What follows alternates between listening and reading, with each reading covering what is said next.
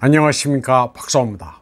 월드리딩 채널은 수익 정지 상태지만 매일 국제 뉴스에서 중요한 부분을 엄선해 전해드리겠습니다.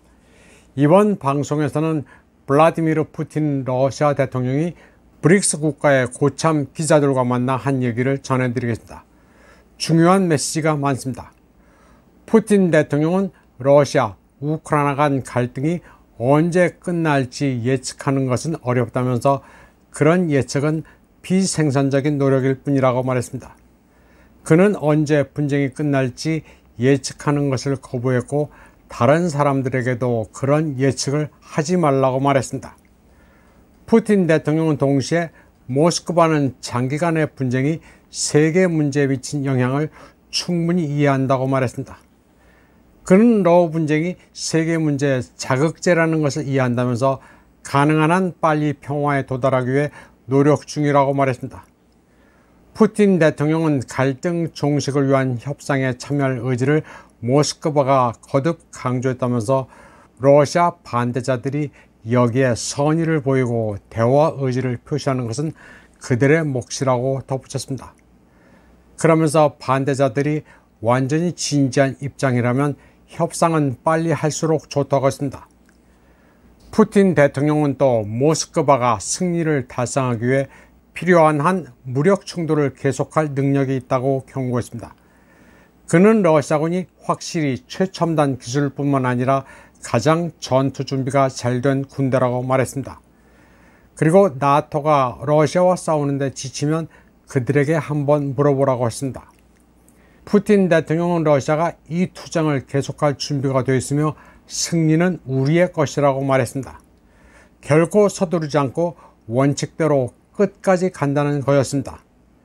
그는 또 모스크바가 키예프와의 지속 가능한 평화에는 관심이 있지만 단기적 휴전에는 관심이 없다고 했습니다. 푸틴 대통령은 러시아의 목표는 장기적 안보 이익을 보장하는 것이라고 강조했습니다. 그는 러시아가 어떤 종류의 평화 프로세스에 대해 이야기하고 있다면 이는 일주일, 2주일 또는 1년 동안 휴전하는 것과 관련된 프로세스가 아니어야 한다고 했습니다. 그러면서 그렇게 하면 우크라이나를 지원하는 나토 국가들이 재무장하고 탄약을 비축할 것이라고 말했습니다. 민스크 협정처럼 러시아가 다시는 속는 일은 없을 것이라는 얘기입니다. 그는 협상은 러우 양측이 마지막으로 협상 테이블에 앉았던 2022년 3월 말 이스탄불에서 작성된 문서를 토대로만 가능하다고 말했습니다.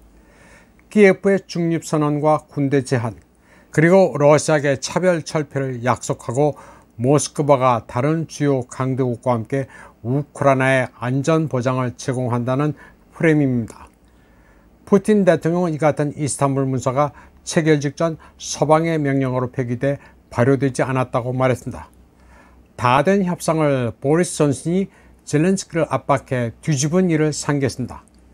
푸틴 대통령은 또 키예프가 핵무기를 보유하는 것을 결코 허용하지 않을 것이며 이를 위한 모든 시도에는 적절히 대응하겠다고 밝혔습니다.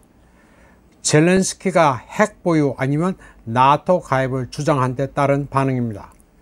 푸틴 대통령은 위기가 격화되기 전부터도 키예프 정치 지도부는 핵무기에 대한 욕구를 거듭 표명했다면서 러시아는 어떤 상황에서도 그것을 허용하지 않겠다고 강조했습니다.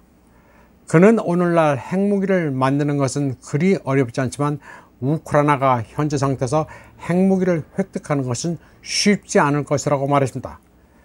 그는 또 영국 같은 나라가 비밀리에 핵무기를 제공할 수 있느냐는 질문에 모스크바는 모든 움직임을 추적할 수 있다고 말했습니다. 푸틴 대통령은 브릭스 그룹에 참여하는 국가의 수가 늘어나고 있으며 약 30개국이 어떤 형태로든 이 그룹과 협력하는 데 관심을 보이고 있다고 말했습니다. 그리고 브릭스는 세계 인구의 약 45%를 통합하고 있으며 무역 거래와 세계 경제에서의 비중이 점점 늘어나고 있다고 시작했습니다. 그러면서 브릭스는 누군가의 이익에 반하는 블록이 아니라면서 서방 전체에 대항해 움직이고 있다는 주장을 일축했습니다. 푸틴 대통령은 브릭스가 반서구 연합이 아니라 비서구 연합이라고 말했습니다.